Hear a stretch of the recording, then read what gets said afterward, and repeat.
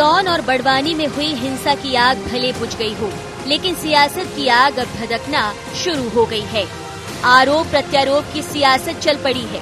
दंगे में अब दिग्गी की एंट्री हो गई है। जी हां, मध्य प्रदेश के पूर्व सीएम दिग्विजय सिंह चले थे सरकार को घेरने, लेकिन खुद ही गलत ट्वीट कर घिर गए। उन्होंने बिहार का एक फोटो खरगोन का बताकर ट्वीट कर दिया। हालांकि खुद की गलती का एहसास होने पर दिग्विजय ने पोस्ट तो डिलीट कर दी, लेकिन भाजपा के निशाने से नहीं चूक सके। फिर क्या था, दिग्विजय के खिलाफ बीजेपी ने मोर्चा खोल दिया। भाजपा का प्रतिनिधि मंडल दिग्विजय सिंह पर एफआईआर दर्ज कराने क्राइम ब्रांच पहुंच गया। मुख्यमंत्री शिवराज से लेकर प्रदेश के गृह एवं जेल मंत्री डॉक्टर नरोत्तम मिश्रा ने दिग्विजय के खिलाफ एक्शन लेने की बात कही। इतना ही नहीं, सीएम के निर्देश के बाद क्लेम्स ट्रिब्यूनल का गठन भी हो गया। मध्य प्रदेश के पूर्व मुख्यमंत्री श्री दिग्विजय सिंह ने जो ट्वीट किया धार्मिक स्थल पर झंडा फहराने का, वो फोटो मध्य प्रदेश का नहीं है। श्री दिग्विजय सिंह ने मध्य प्रदेश में धार्मिक उन्माद फैलाने का षड्यंत्र रचा है। प्रदेश को दंगों की आग में झोंकने की साजिश की है और मेरे प्रदेश में दंगा फैलाने की कोई साजिश करेगा तो वो कोई भी हो, मैं बर्दाश्त नहीं करूंगा। खरगोन में ऐसी कोई घटना नहीं। बिहार के फोटो को और वैधानिक कार्रवाई दिग्विजय सिंह पर करेंगे, केस रजिस्टर करेंगे। अभी स्थिति सामान्य है। लगभग 92 लोग वहाँ गिरफ्तार हैं, हिरासत में हैं। जो अतिक्रमण किया जिन लोगों ने, उनके ऊपर कल जोड़ने की कार्रवाई की है, वो आज भी होगी। ऐसे दंगाई लोग कोई भी हो, कितने भी ताकतवर हो, कोई बख्शे नहीं जाएंगे। ये मध्य प्रदेश है, या शिवराज सिंह की सरकार है और कानून का राज। ये केवल एक मात्र ट्वीट नहीं है। मध्य प्रदेश के अंदर, देश के अंदर किस प्रकार से वातावरण को बिगाड़ा जाए, ये दिग्विजय सिंह के द्वारा जो प्रयास किए गए अत्यंत दुर्भाग्यजनक है। देश की सुरक्षा के लिए मैं ऐसा मानता हूं कि अपने प्रदेश से ही नहीं, देश के अंदर शांति व्यवस्था को कैसे बिगाड़ा जा सकता है, इसमें दिग्विजय सिंह महत्वपूर्ण भूमिका इस देश के अंदर निभा रहे हैं। इधर कानून व्यवस्था को लेकर मैराथन मीटिंग का दौर लगातार जारी है। मंगलवार को फिर मुख्यमंत्री शिवराज की अध्यक्षता में बैठक हुई। गृह मंत्री डॉक्टर नरोत्तम मिश्रा समेत वरिष्ठ अधिकारी मौजूद रहे। हालांकि घटना के बाद सरकार तो पहले ही साफ कर चुकी है कि दंगाई कोई भी हो, उसके खिलाफ सख्त से सख्त कार्रवाई की जाएगी। लेकिन दूसरी ओर घटना पर कांग्रेस को सियासत दिख रही है। कांग्रेस बोली, दिग्विजय को फंसाने की कोशिश की जा रही है। दिग्विजय सिंह जी जहाँ भी ये इस तरह फंसते हैं मामलों में, तो दिग्विजय सिंह का नाम अलग अलग तरह से जोड़ने लगते हैं। लेकिन दिग्विजय सिंह न तो इनसे डरने वाले हैं, न कांग्रेस जन लड़ने वाले हैं। जो भी निर्दोष लोगों के खिलाफ कार्रवाई कोई होगी तो कांग्रेस उनके लिए लड़ेगी। दंगे तो हो रहे हैं, आप रोक नहीं पा रहे हो। बड़वानी में हो गया, खरगोन में हो गया। ये कहते थे कि जहाँ बीजेपी सरकार रहती है वहाँ दंगे नहीं होते, और ये दंगे हो रहे हैं। फेल हो गई ना सरकार। गौरतलब है कि स्थिति कंट्रोल में है। लगातार गिरफ्तारी की कार्रवाई जारी है। कुछ दंगाइयों को चिन्हित किया गया है। खुद मुख्यमंत्री शिवराज, गृह एवं जेल मंत्री डॉक्टर नरोत्तम मिश्रा पल पल की मॉनिटरिंग कर रहे हैं। दूसरी ओर आरोप प्रत्यारोप की सियासत भी चरम पर है। देखना होगा कि क्या दिग्विजय सिंह की गलती कांग्रेस के लिए भारी और बीजेपी के लिए बूस्टर साबित होगी। Bureau report, IND 24।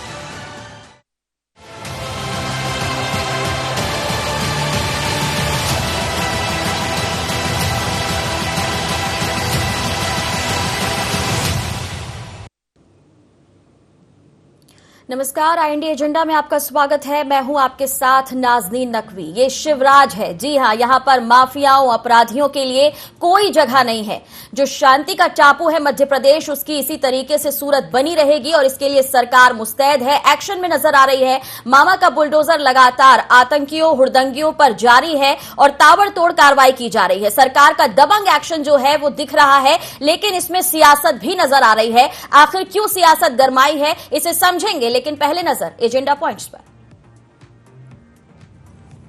क्या सरकार की सख्ती से और चुस्त होगी कानून व्यवस्था? क्या गलत ट्वीट कर फंस गए दिग्गी राजा? क्या सुर्खियों में बने रहने के लिए दिग्विजय सिंह ने किया गलत ट्वीट? और सवाल यह भी, क्या क्लेम्स ट्रिब्यूनल के गठन से हो सकेगी उपद्रवियों से वसूली, क्योंकि इसका गठन किया गया है और यह साफ कर दिया गया है कि जो इस तरीके से उपद्रव करेगा उससे ही वसूली की जाएगी। और साथ ही साथ सरकार का जो एक्शन है वो दिख रहा है और अपराधियों पर नकेल कसने की पूरी तैयारी कर दी गई है। ऐसा नहीं है कि कानून व्यवस्था को लेकर पहले मुस्तैदी नहीं दिखाई जा रही थी, लेकिन अब जो इस तरीके से सिर उठाने की कोशिश करेगा, देश विरोधी ताकतें अगर सामने आने की कोशिश करेंगी तो उसे निस्ता नाबूद करने के लिए सरकार एक्शन में नजर आ रही है। लेकिन विपक्ष को इसमें क्यों सियासत दिख रही है? क्यों ये सवाल उठाए जा रहे हैं कि एक तरफा कार्रवाई की जा रही है? इन आरोपों में क्या सच्चाई है, समझने की कोशिश करते हैं। मेहमानों से जुड़ जाते हैं। हमारे साथ चेतन सिंह जी जुड़ रहे हैं, स्टूडियो में मेरे साथ है, बहुत स्वागत है। बीजेपी का पक्ष रखेंगे स्वदेश शर्मा जी हमारे साथ जुड़ रहे हैं, कांग्रेस के प्रवक्ता हैं, बहुत स्वागत है आपका। अतुल जी हमारे साथ हैं, वरिष्ठ पत्रकार हैं। शुरुआत चेतन जी आपसे, क्योंकि पूरी रिपोर्ट आपने देखी और कांग्रेस जिस तरीके से सवाल खड़े कर रही है, इंटेलिजेंस फेलियर को लेकर बात कर रही है, एक पक्षीय कार्रवाई की बात कर रही है, क्या कहना इस पर? देखिए नाज़नीन जी, कांग्रेस इस मध्य प्रदेश में, इस देश में, ये हमको समझ में नहीं आया कि ये लगातार आतंकवादियों के साथ खड़े दिखते हैं, ये आतंकियों के साथ लगातार मिले हुए रहते हैं, घुसपैठियों के साथ खड़े मिलते हैं, टुकड़े टुकड़े गैंग के साथ खड़े मिलते हैं, देश में उपद्रव करने वाले, प्रदेश में उपद्रव करने वाले, हिंसा फैलाने वाले, जो घरों में आग लगाते हैं। ये समझ में नहीं आता कि आखिर कांग्रेस का ये चरित्र इस प्रकार का क्यों बन गया है। क्या कांग्रेस इस प्रकार के काम करने के कारण इस हिंदुस्तान में अपनी पहचान स्थापित कर पाएगी? मुझे लगता है ऐसा कभी संभव नहीं है। लेकिन राजनीति को राजनीति की तौर पर छोड़ करके भारतीय जनता पार्टी की सरकारों को बदनाम करने के लिए आखिर कांग्रेस अपने मूल चरित्र से कितना नीचे गिरेगी? एक गाना हुआ था कि मुन्नी बदनाम हुई, तो मुन्नी से ज्यादा लोग बदनाम हो गए। कांग्रेस के नाम से लोग नफरत करने लगे।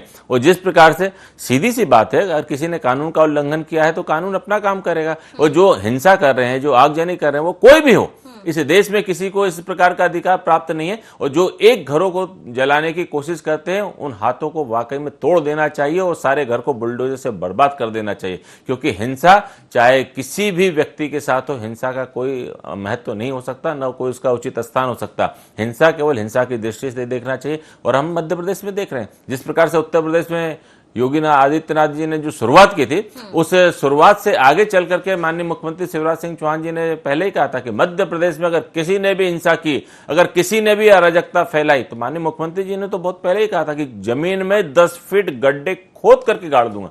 और इसके बाद भी अगर लोगों को समझ में नहीं आ रहा है तो निश्चित रूप से इसका भुगतान तो उनको करना पड़ेगा। रही बात इंटेलिजेंस को लेकर के, निश्चित रूप से इंटेलिजेंस को लेकर के जिस प्रकार की बातें आ रही है, कहीं ना कहीं इंटेलिजेंस अपने दायित्व का निर्वहन नहीं कर पाई है।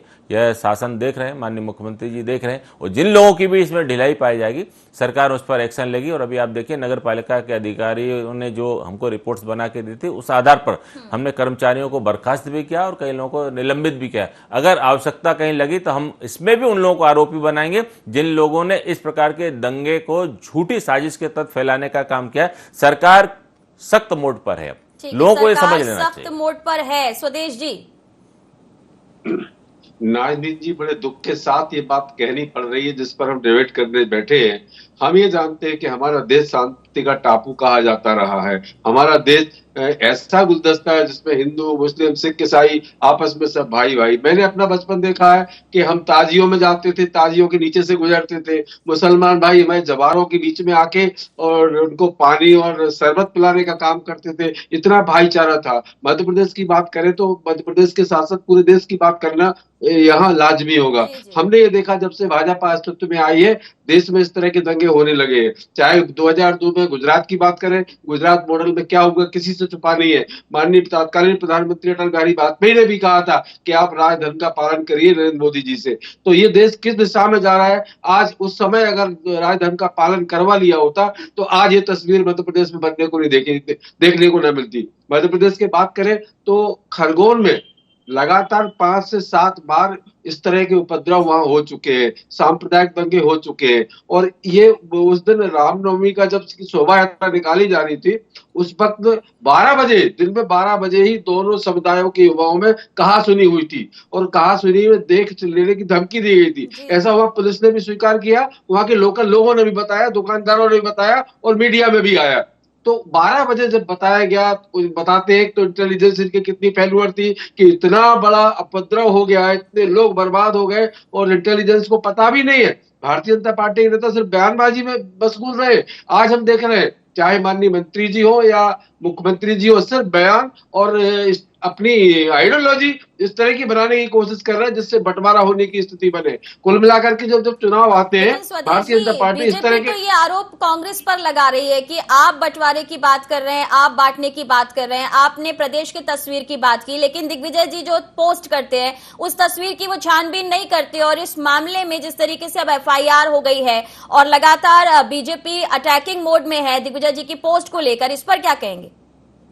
हम कांग्रेसी लोग अंग्रेजों से नहीं डरे। जब अंग्रेजों ने क्या क्या हालत की, हमारे देशभक्तों को फांसियों पर लटका दिया, लेकिन डरे नहीं, तो इसकी पुलिस से क्या डरेंगे। राज्यसभा ने इस बात का ट्वीट की बात तो वहां समाप्त हो जाती है जब माननीय दिग्विजय सिंह जी को पता चलता है कि ये बिहार का वीडियो है और उन्होंने डिलीट कर दिया, तो वो मैटर ही खत्म हो गया वो, क्योंकि उनको, लेकिन वो इसी देश का है, वो पाकिस्तान का नहीं है, वो बांग्लादेश का नहीं है, वो यूक्रेन का नहीं है, वो अमेरिका का नहीं है, वो इंग्लैंड का नहीं है, वो इसी देश का है जिस देश के प्रधानमंत्री माननीय नरेंद्र मोदी जी है। तो भारतीय जनता पार्टी इस तरह का सगुफा फैलाने की कोशिश न करे। अगर उनके ट्वीट को लेकर के राजनीति करना चाहती है, इससे अच्छा है कि अब खरगोन में अमन, चैन और शांति की ओर सरकार काम करे तो बात समझ में आती है। राज्यसभा इस बात का, यहाँ दोहरे कानून चल रहे हैं। एक कानून जब उमा भारती जी पत्थर फेंकती हैं तो देखिए राजनीति जी स्वीकार करना पड़ेगा, अपराध तो अपराध होता है। एक पत्थर फेंके एक दुकान में, चाहे 4 दुकान में, भीड़ लेकर गई उमा जी, उसने पत्थर फेंका।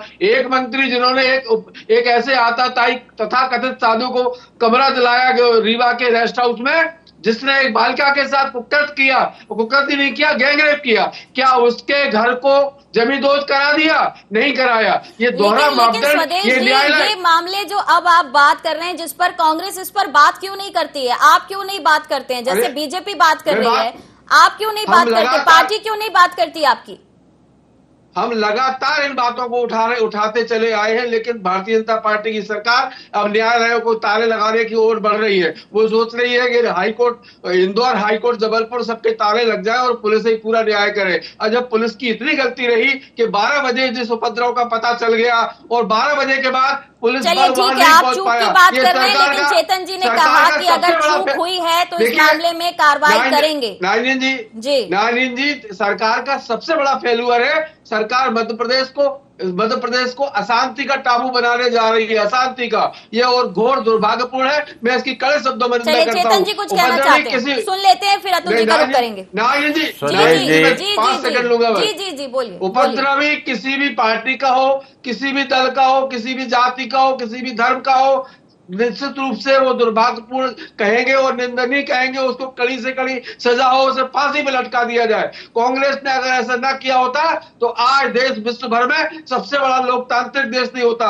हिंदू मुस्लिम ईसाई आपस में सब भाई, इस नारे को चरितार्थ नहीं होता। एक बेगुनाह को कितनी बार गुनाहगार बताओगे और एक गुनाहगार को कितनी बार बेगुनाह बताओगे? 10 बार क्यों झूठ बोलते हो स्वदेश जी?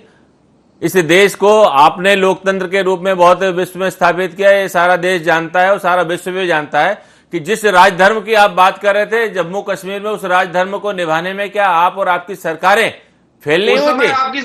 मैंने आपको सुना ना, मैंने आपको सुना जी, सुनने का धैर्य रखिए। घर में बैठ करके ही बोलते हैं आप लोग। अभी जितने आरोप लगा रहे हैं, नारायण जी ने पूछा कांग्रेस अपने राजधर्म का पालन कब करेगी, विपक्ष की भूमिका का निर्वहन कब करेगी? आपको उसमें कोई जवाब देते हुए बनता नहीं है। देखिए, केवल बैठ करके, जब तक एयर कंडीशन में बैठ करके कांग्रेस इस प्रकार की बातोलेबाजी करेगी ना, ऐसा ही असर होगा। और जहां तक रही बात, कानून वही कर रहा है जिन लोगों ने इस देश और प्रदेश में हिंसा फैलाने की कोशिश की है। आपके नेताओं ने हिंसा फैलाने की कोशिश की।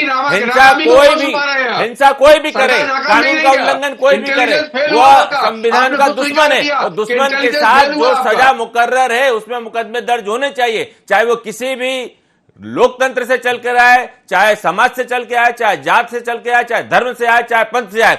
ये किसी को अधिकार नहीं इस देश में, सरकारें किसी के भी हो, लेकिन किसी के घर में आप आग लगा दोगे, किसी के बच्चे की हत्या कर दोगे, किसी को आप गोली मार दोगे, कहीं पेट्रोल बम फेंकोगे, कहीं किसी को तलवार से काटोगे, ये अधिकार आपको किसने ला करके दिया है? और दिग्विजय सिंह और कांग्रेस के अन्य नेता जिस प्रकार से इस मध्य प्रदेश में हिंसा का सहारा ले रहे, माफ करना स्वदेश जी, आपको बुरा लग रहा होगा।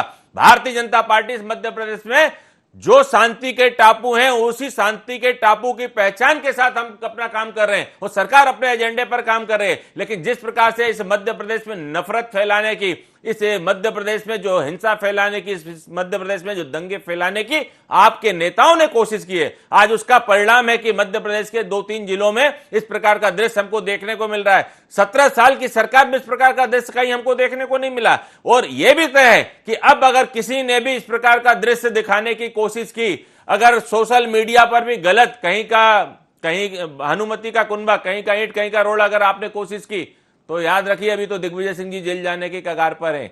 जिस भी नेता ने की, चाहे वो किसी भी राजनीतिक दल का हो, चाहे कितना भी प्रभावशाली, जो आप कह रहे हो वही मैं भी कह रहा हूं, कितना भी प्रभावशाली नेता हो, अगर हमारे मध्य प्रदेश को जलाने की कोशिश करेगा तो कानून पूरी सख्ती के साथ, पूरी ताकत के साथ काम करेगा। शांति बनी रहे इसके लिए सत्ता पक्ष हो या विपक्ष, दोनों ही एक दूसरे से सवाल पूछ रहे हैं। लेकिन अतुल जी, मेरा सवाल ये है कि सवाल ये भी उठता है कि इंटेलिजेंस फेलियर की जो बात सामने आ रही है या उसे लेकर अब छानबीन और कार्रवाई की बात कही जा रही है। चेतन जी कह रहे हैं कोई भी हो बख्शा नहीं जाएगा, लेकिन प्रदेश में पहले से सख्त कानून है, बावजूद उसके इस तरह की ताकतों का सिर उठाना, क्या लगता है आपको आखिर क्यों इस तरीके से लोग कानून के भय से मतलब खौफजदा नहीं नजर आते हैं, डरते नहीं, और ऐसी घटनाएं कैसे अंजाम तक पहुंच जाती हैं?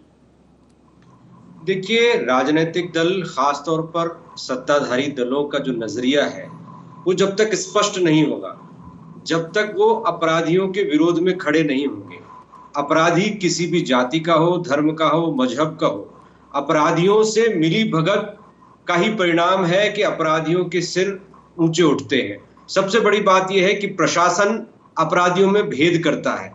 प्रशासन अपराधियों को अपराधी मानकर एक्शन नहीं लेता। आज बुलडोजर चल रहे हैं तो ये बुलडोजर इसलिए चल रहे हैं कि उन्होंने अपराध किया, लेकिन जिन मकानों पर बुलडोजर चले हैं उन्हें अवैध बताया जा रहा है। तो प्रशासन की निगाहें पहले इन अवैध निर्माणों पर क्यों नहीं गई? सबसे बड़ी बात यह है कि प्रशासनिक अधिकारी हो, पुलिस के अधिकारी हो, कहीं ना कहीं अपराधियों से मिली भगत और साठगांठ के मामले सामने आते हैं और इस वजह से पुलिस का इंटेलिजेंस भी फेलियर होता है और दूसरी बात प्रशासन का खौफ नहीं होता।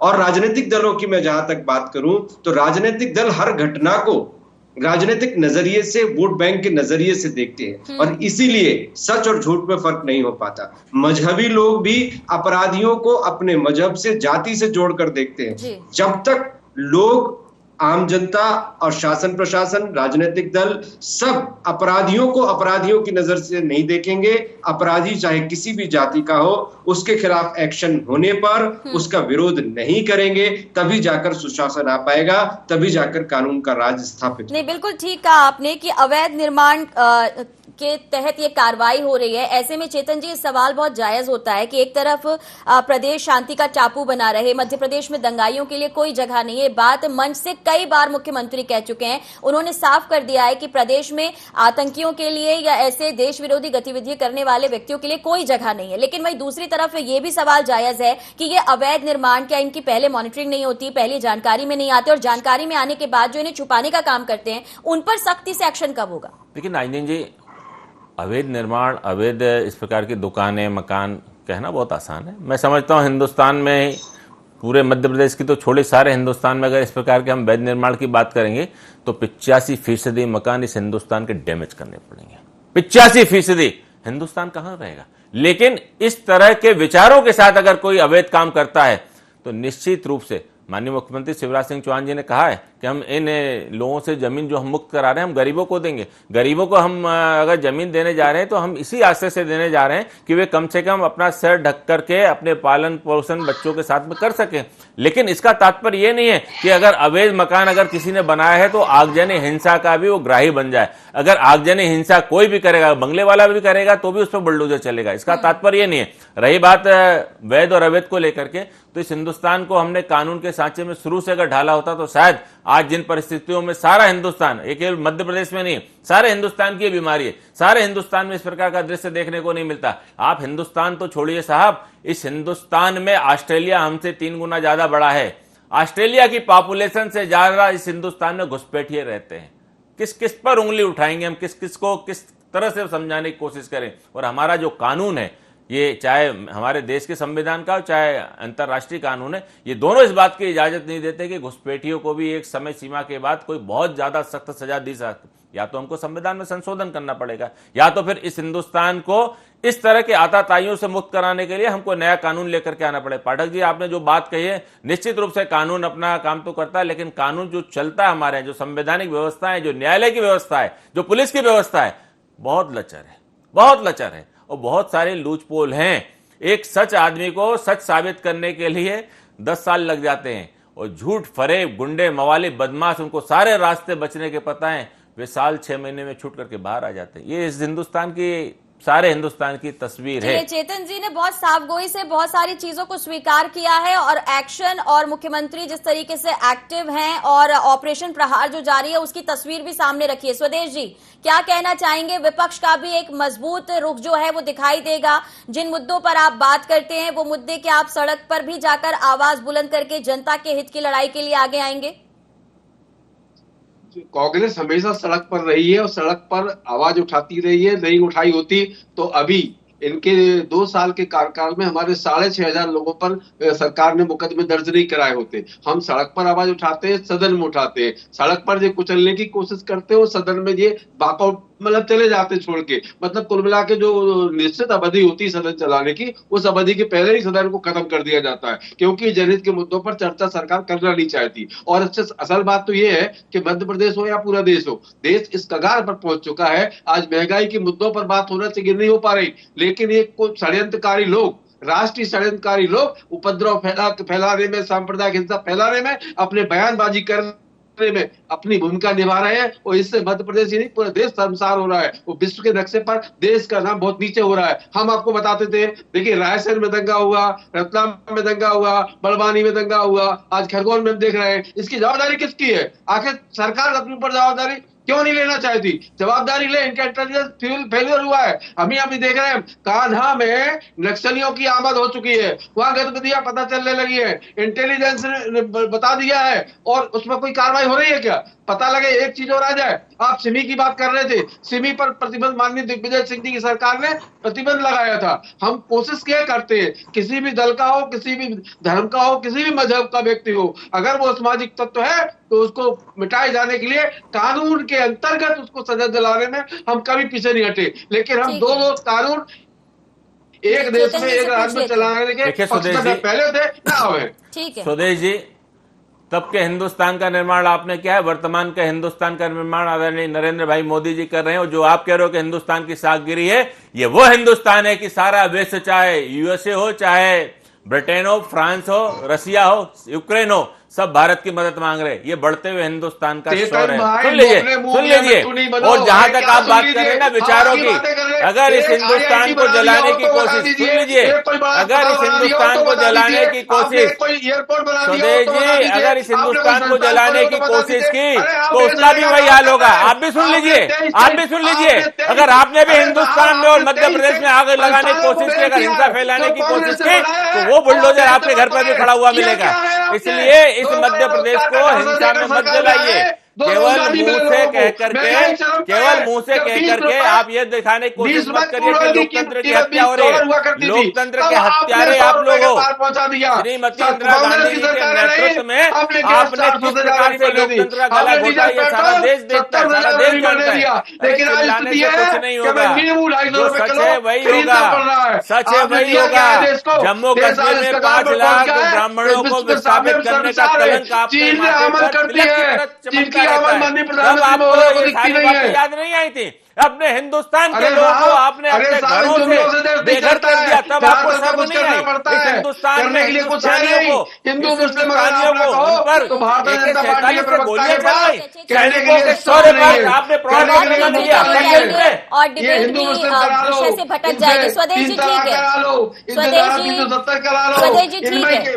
ठीक है, अतुल जी से पूछ लेते हैं, थोड़ा और समझ लेते हैं। आप साझे आपने ठीक है, वर्तमान और इतिहास को लेकर चेतन जी प्लीज। अगर आपको 3 तलाक से बहुत ज्यादा तकलीफ है तो चेतन जी प्लीज। अतुल जी, वर्तमान और इतिहास को लेकर बहस जो है वो यहाँ पर छिड़ती हुई नजर आ रही है, लेकिन वर्तमान को और भविष्य को संभालने की बात है जिस पर मुख्यमंत्री बहुत ज्यादा गंभीर नजर आ रहे हैं। लेकिन क्या आपको लगता है कि इस गंभीरता के साथ साथ सिर्फ मुख्यमंत्री के मन से कहने से काम नहीं चलने वाला है? एक्शन अभी हो रहा है, लेकिन जिन पर जिम्मेदारी है, चाहे हम इंटेलिजेंस की बात करें, प्रशासन की बात करें, उन्हें भी उतनी मुस्तैदी से आगे आना होगा। और साथ ही स्वदेश जी कह रहे थे कि कांग्रेस जो है वो सड़क पर रहती है, सड़क से लड़ाई लड़ती है, लेकिन तस्वीरें जब महंगाई को लेकर सामने आती हैं तो कांग्रेसी आपस में एक दूसरे का सिर फोड़ते हुए नजर आते हैं। ऐसे में आपको लग रहा है कि जो मैसेज देने की कांग्रेस पार्टी कोशिश कर रही है, उसके कार्यकर्ताओं में जब तक एकजुटता नहीं होगी वो मैसेज आएगा नहीं सामने? देखिए, कांग्रेस की सबसे बड़ी परेशानी तो दिग्विजय सिंह है। दिग्विजय सिंह पता नहीं कौन सी दुनिया में रहते हैं। कांग्रेस अच्छी खासी चलती है, लेकिन ऐसे ट्वीट कर देते हैं जो कांग्रेस के लिए ही मुसीबत का सबब बनते हैं। कांग्रेस के प्रवक्ताओं से जवाब देते नहीं बनता। आखिर वो करना क्या चाहते हैं ये तो वही जाने, लेकिन जो स्थितियां बनती हैं। 2 बार मुख्यमंत्री रह चुके हैं प्रदेश के, जनता ने चुना है उनको, आप कैसी बातें कर रहे हैं? और दिग्विजय सिंह जनजागरण अभियान समिति के राष्ट्रीय अध्यक्ष हैं। उनकी कमेटी में, समिति में प्रियंका गांधी भी है कि जिम्मेदारी उनकी बनती है। अतुल जी कैसी बातें कर रहे हैं आप? स्वदेश जी, आपको नहीं लगता कि उनकी जिम्मेदारी बनती है? ये बात तो खुद गृह मंत्री भी कह रहे हैं ना कि मुख्यमंत्री रह चुके हैं, ये जिम्मेदारी उनकी बनती है कि कौन से प्रदेश का कौन सा फोटो है जो वो ट्वीट कर रहे हैं। अगर फोटो बाहर का है तो फिर शिवराज जी से सवाल क्यों? राष्ट्रीय अध्यक्ष है, राज्यसभा के सांसद है वो, लेकिन सवाल फिर स्वदेश जी, तो फिर आपने भी कहा ना कि कहीं बाहर का नहीं है, देश के बाहर का नहीं है, तो फिर प्रधानमंत्री से सवाल होना चाहिए था। क्योंकि मध्य प्रदेश के संदर्भ में पूरी बात चल रही है, वो शिवराज जी से सवाल पूछ रहे हैं, गलत तथ्य सामने रख रहे हैं, तो पूछा तो जाएगा ना सर, ट्वीट हो गया, पूछा तो जाएगा ना। ट्वीट को डिलीट कर दिया, मामला खत्म। पहले आग लगा दो सर, मामला खत्म नहीं हुआ बल्कि मामला बढ़ा दिया है दिग्विजय जी ने। FIR हो चुकी है और अलग अलग जगह बीजेपी तैयार है प्रदर्शन के लिए दिग्विजय जी के खिलाफ आवाज उठाने के लिए। नकवी जी, जब हम अंग्रेजों से नहीं डरे तो इन तानाशाहियों से क्या डरेंगे? बात डरने की नहीं है सर, बात डरने की नहीं है, आप गलत तरीके से ले रहे हैं, बात डरने की नहीं। न्याय का दरवाजा खटखटाएंगे हम। चलिए ठीक है, अतुल जी आप अपनी बात पूरी करें। देखिए, मेरा निवेदन इतना ही है कि ये मुद्दा बहुत संवेदनशील है और हमारा देश वो देश है, उस संस्कृति का देश है जहां पर रावण यदि ब्राह्मण है तो ब्राह्मणों ने रावण का कभी समर्थन नहीं किया। कंस यदि हमारी जाति का है तो कंस का हमने समर्थन नहीं किया। हमने विलेन को विलेन की कैटेगरी में रखा और हीरो को हीरो की कैटेगरी में रखा। लेकिन राजनीतिक दल हैं या मजहबी लोग, यदि वो विलेन को, अपराधियों को, आतंकवादियों को, देश की एकता और अखंडता को विखंडित करने वाले लोगों को मजहबी दृष्टि से या वोट बैंक की दृष्टि से देखेंगे तो निश्चित रूप से वो न्याय के साथ अन्याय करेंगे। तो न्याय का तकाजा, वक्त का तकाजा ये है कि जो भी लोग देश की शांति को, देश की सद्भावना को बिगाड़ने की कोशिश करते हैं, उनको हम जाति और धर्म, मजहब से अलग करें, उन्हें आइडेंटिफाई करें, उनकी मजम्मत करें, उनको यदि किसी तरह की सजा दी जाती है तो उसका स्वागत करें। चलिए, इसी नोट पर इस चर्चा को विराम देंगे। सभी का बहुत शुक्रिया। तो मध्य प्रदेश में शिवराज सरकार एक्शन में है, दंगाइयों के लिए कोई जगह नहीं है, लेकिन देखना होगा कि इस पूरे मामले में विपक्ष का क्या रुख सामने आता है या फिर सियासत को और गर्माता है। फिलहाल इतना ही, दीजिए इजाजत, नमस्कार।